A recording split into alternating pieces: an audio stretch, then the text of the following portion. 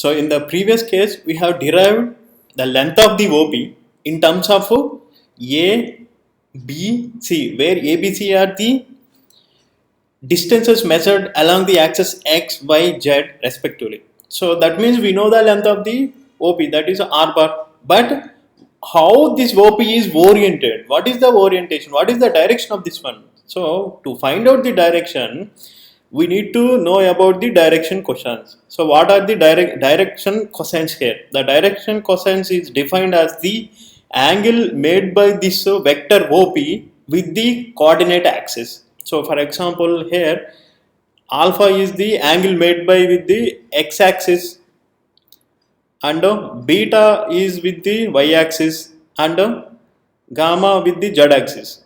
So one may wonder that whether only one angle or one direction cosine is enough to identify the direction of OP. It's not sufficient, because for example from this definition, if I take angle between this OP and OA, that is the alpha here. So this OP is making with an angle OA with an angle alpha with the OA. So by keeping this alpha constant, I can rotate this OP about OA. That means its orientation is changing, but still the angle made by OP with the OA is not changing. So to define this particular position, so we need to define the angles with the all coordinate axis here. So how to find out alpha here? So I will make a little changes here. So that is here I will join this A with the P. So I am joining A with the P here. So we will form the triangle here. We will form the triangle OAP, and this OAP is a plane here. So in this plane we have a alpha here, and if you know the angle at the A or angle at the P, then automatically we can find out the alpha here. Why? Because we know this value is A, OA is A, and we also know that this is the R, OP is R, and if you know any angle at either A or the P, then we can find out the alpha. So if I take the line AP, then that would be on the plane, this would be on the plane APD. So if I take a plane APD, then that APD is having the lines, border lines as the AP and PD and AD, this one AD. And from this I can say that APD is making perpendicular angle with the OA. How this is possible? For example, in the plane APD, I will take AD, line AD. So when I take line AD, we have already seen that AD is perpendicular to OA, and on any plane, if one line or any line on the plane is perpendicular to some line, then automatically that entire plane is perpendicular to that line. So here AD is perpendicular to OA, that means plane APD is perpendicular to this line OA. When the entire plane APD is perpendicular to line OA, automatically line AP also perpendicular to the OA here.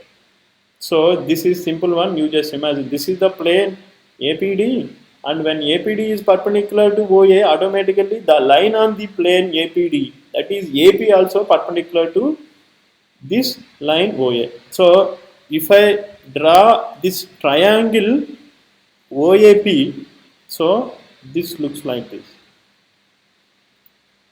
This is the perpendicular. So perpendicular angle at A, and if I say this is a O and this is the P, and we know distance of the OP is R, and then where is the alpha? Alpha is at O from this triangle. Alpha is at O At A we have a 90 degrees, so that's why here we have a 90 degrees, and OA is A from this one. So we know all these values. So from this triangle we can calculate cos alpha equal to adjacent by hypotenuse. So this is the direction cosine with the x-axis. In the same way, now I will join the point P and the B here. I will join this point P and B, and here this is the beta here. This is the beta. The angle made by OP with the x-axis. This is the beta here. And if I take the plane OPB, then again here it becomes PB is making 90 degrees with the OA, because if you take the same analogy it will you become 90 degrees here. And again if I take triangle OPB, then from this triangle I can calculate cos beta by deducing the same type of hypotenuse triangle here. So here we will get a B by R, and in the same manner this is making gamma with the z axis, and if I take triangle OPC, then in the triangle OPC cos beta, cos gamma equal to C by R. Why? Because this length is C and this is the R. So in this way we need to find out the direction cosine of any given vector. That means its orientation is defined now by using these direction cosines. So I want to project this particular vector which is having a magnitude R onto the x-axis. So when I projected, this point becomes P dash. So I want to find out the value of this P dash, and when it projected, I know that this value is A, because I can measure the distance along the coordinate axis. So how to project that one? So it's a 90 degrees. When I project this one 90 degrees, so cos theta equal to adjacent side by hypotenuse. Here OP dash magnitude divided by OP. So if I take OP as a vector, then this is the OP dash. Modulus of OP is the magnitude. So this is the value, and if I substitute, this is nothing but A by R. So this is again cos alpha from the direction cosine. So if you recollect from the formula of the direction cosines, then we realize that projection is nothing but a direction cosine. So the value of direction cosine is giving the projection onto that particular axis. For example, if the alpha is the angle made by this particular vector with the x-axis, then cos alpha will give the projection onto that x-axis. And if I continue further here, this can be from the dot product. I can write like what is the dot product here?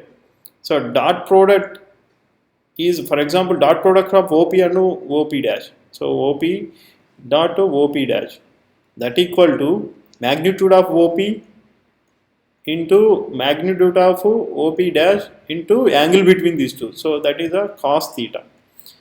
And from this equation again I can write like a cos theta equal to OP dash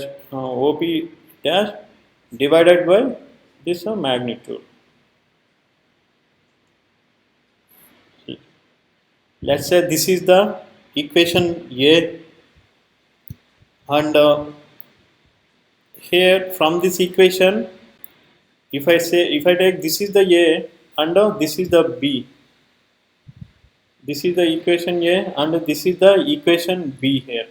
So if I substitute these two equations, then I want to write OP dash magnitude equal to OP dash magnitude into cos theta. But cos theta, if I substitute from this equation, then it will become like this.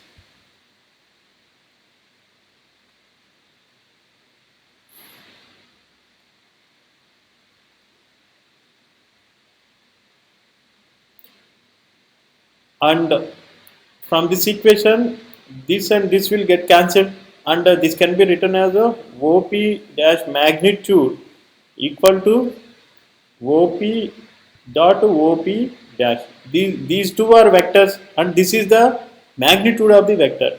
And what is the OP dash here from this one?